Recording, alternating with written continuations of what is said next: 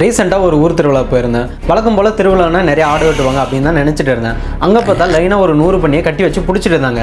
கேட்ட பின்னாடி தான் சொல்கிறாங்க பன்னிக்கறி வெட்டுறது தான் திருவிழாவேன்னு. ரைட்டு, இப்போ இன்ஃபர்மேஷனுக்குள்ளே வருவோம். இந்தியாவில் ஒரு வருஷத்துக்கே சுமார் 3 லட்சம் டன் பன்றிக்கறி வந்து உணவாக உட்கொள்ளப்படுகிறது. அதுவே உலக அளவில் ஒரு நாளைக்கே 3 லட்சம் டன் பன்றிக்கறி வந்து உணவாக உட்கொள்ளப்படுகிறது.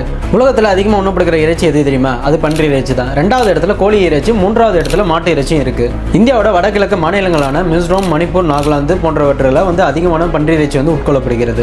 இந்த சந்தேகம் எல்லாருக்கும் இருக்கும். முஸ்லீம் மதத்தை பின்பற்றுறவங்க பன்றி கறியை சாப்பிட்றது இல்லை. ஏன்?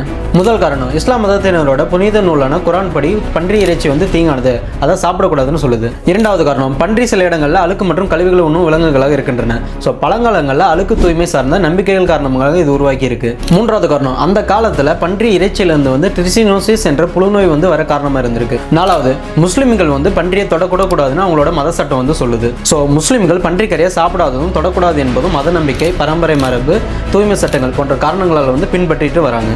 அப்புறம் நீங்கள் அதிகமாக விரும்பி சாப்பிட்ற இறைச்சி எதுன்னு கமெண்ட் பண்ணிட்டு போங்க.